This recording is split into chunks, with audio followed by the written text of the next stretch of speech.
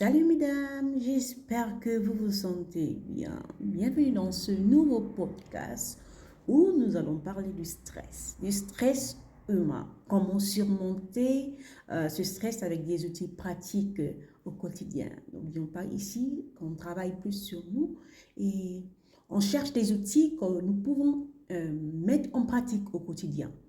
Parce que mon but ici, c'est pas seulement de faire dans la théorie, c'est pas seulement de parler, c'est de pratiquer des choses au quotidien parce que je crois beaucoup à l'effet cumulé et à des habitudes, l'atomique habit, des petites habitudes qui peuvent tout changer. Lorsqu'on a une vision, lorsqu'on a les objectifs qu'on veut atteindre. Voilà. Donc, mais c'est quoi le stress, hein? Le stress ici est souvent relié à une réaction naturelle du corps, hein, face à une situation perçue comme une menace ou un défi. Donc, il active le système nerveux sympathique, entraîne des réactions physiologiques comme une accélération du rythme cardiaque, hein, une augmentation de la vigilance et une libération d'adrénaline et du cortisol. Donc, bien que le stress puisse parfois être bénéfique en nous aidant à réagir rapidement, hein, un stress prolongé ou chronique peut avoir malheureusement des effets négatifs, hein. Lorsqu'on accumule un peu trop de stress, peut avoir des réactions négatives en nous, en fait. Et comme les troubles du sommeil, l'anxiété et les maladies. Donc le stress ici, lorsqu'il est cumulé, il peut avoir un effet négatif sur notre corps. On le compare souvent un peu à l'anxiété, parce que l'anxiété aussi, c'est quelque chose où on doit beaucoup travailler avec des gens un peu qui manquent de sommeil, hein, de troubles de sommeil et des maladies cardiovasculaires. Et je vous assure qu'il y a des études en ce moment où les jeunes souffrent beaucoup des maladies cardiovasculaires. Parce qu'on mange n'importe quoi, hein, on mange des choses trop raffinées, on ne mange plus des choses naturelles. Et lorsqu'on parle de naturel, les terres ne sont plus vraiment... les terres aujourd'hui manquent de... Comment je peux expliquer ça? Manquent des nutriments, hein, pour nos plantes parce qu'elles ont été fatiguées et on ne les laisse pas au repos. Donc, on n'a plus vraiment ces nutriments qu'on avait dans le temps des générations passées. Alors, ici, la question qu'on va se poser, comment surmonter le stress? Comment nous pouvons surmonter le stress? Ici, dans la première étape, c'est de comprendre les déclencheurs de stress. Donc, nous allons aller identifier les situations, les personnes ou les événements qui provoquent du stress parce que c'est essentiel pour mieux y faire face. Donc, ici, nous pouvons tenir un journal, hein. Vous n'êtes pas obligé d'écrire des choses intimes parce que quelqu'un peut le lire, hein.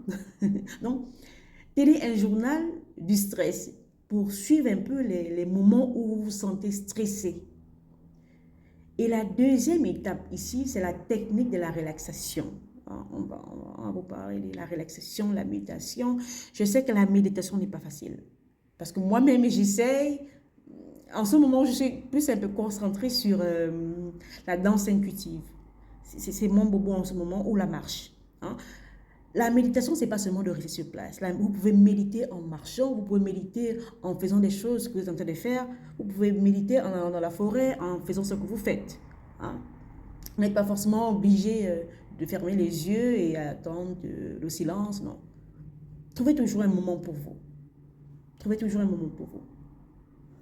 Donc, les techniques de la relaxation, nous avons la respiration profonde.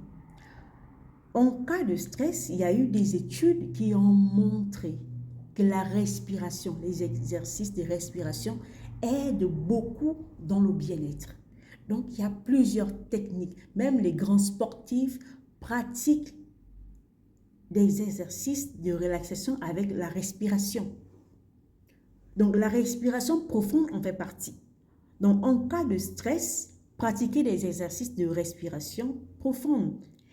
Inspirez avec le nez et retenez votre souffle quelques secondes pour expirer pour expirer lentement par la bouche. Hein?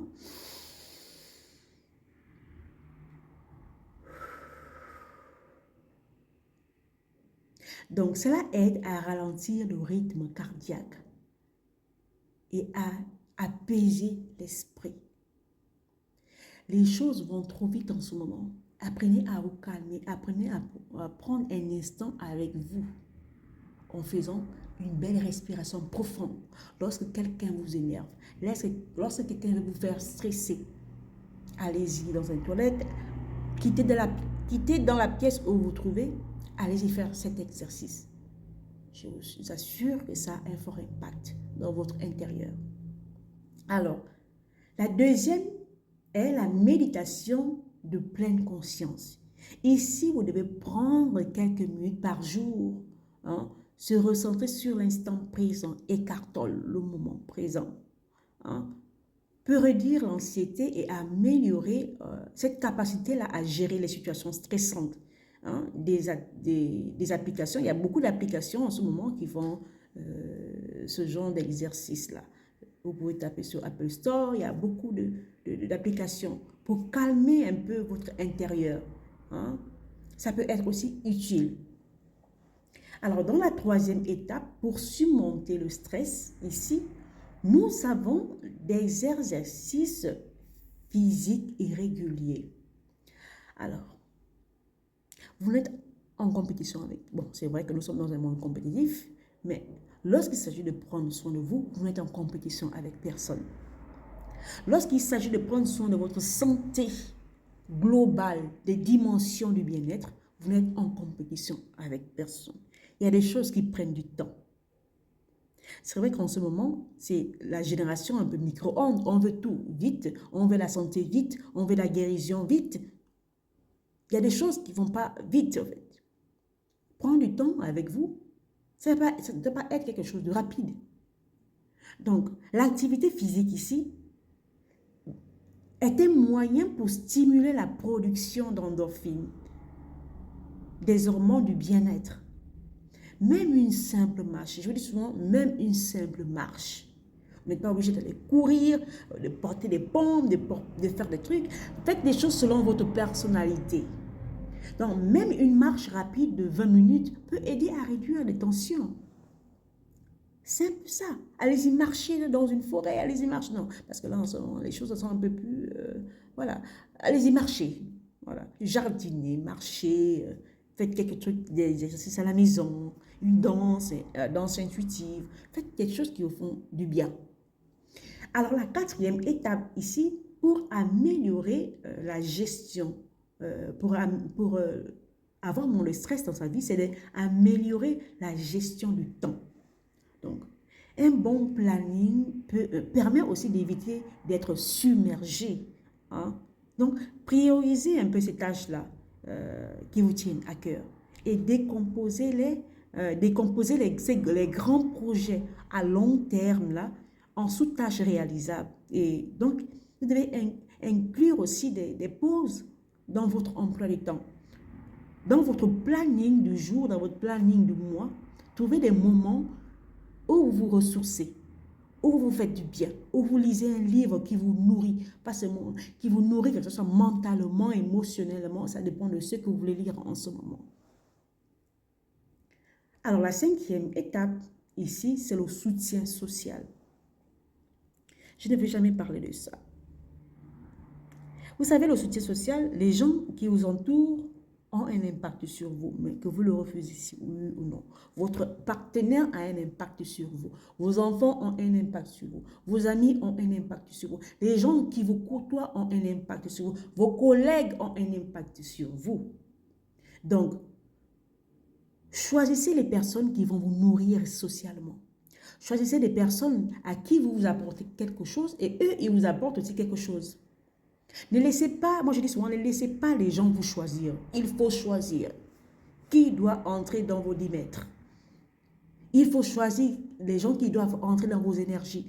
Pas plus tard que hier, j'ai fait une vidéo sur l'échange d'énergie entre partenaires, entre l'homme et la femme. C'est la même chose. Je vous assure que nous vivons dans un monde d'énergie et ça existe, que vous le vouliez ou non. Ça existe. Donc, le soutien social dans la 5e étape, il faut chercher des amis fidèles, des amis loyaux, des personnes loyales, des personnes qui peuvent vous comprendre. Parce qu'il y a des moments où vous pouvez parler de vos préoccupations. Vous n'êtes pas stressé que cette personne va aller raconter les choses intimes que vous l'avez racontées. Oh, allez voir un psychologue. Oh, allez voir un psychologue. Parce que des fois, ça peut aider à moins stresser. Quand il y a des gens qui peuvent vous comprendre. Car des gens qui comprennent les situations que vous vivez en ce moment. Deux fois, ça enlève un poids de ce stress-là. Donc, le soutien émotionnel est souvent un antidote efficace. Le soutien émotionnel est un antidote efficace. Donc, pensez-y, mesdames, pensez-y. Et la 6e étape, on ne va pas oublier le sommeil. Le sommeil réparateur. On sait que le sommeil nous nourrit, nous repose notre être. Quand nous ne sommes pas trop tourmentés là. Des fois, vous remarquez, quand vous êtes tourmenté là, vous allez dormir, vous oubliez tout. Vous dormez. Vous dormez. Donc le manque de sommeil aussi apporte des effets de stress. Donc, essayez un peu d'adopter une routine de sommeil régulière. Donc, évitez un peu les écrans avant le coucher. Avant le coucher aussi. J'en ai parlé dans le bien-être holistique. Donc, bien dormir. Dormir sur un bon lit. Donc, c'est important. Voilà les choses que vous pouvez mettre au quotidien.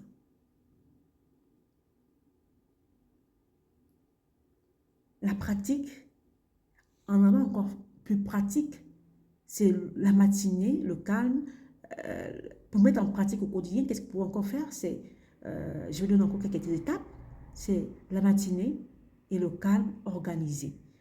Donc, débuter la journée avec quelques minutes de méditation ou d'étirement.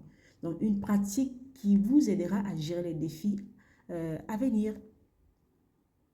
Et intégrer aussi des courtes pauses tout au long de la journée pour des exercices de respiration ou des promenades.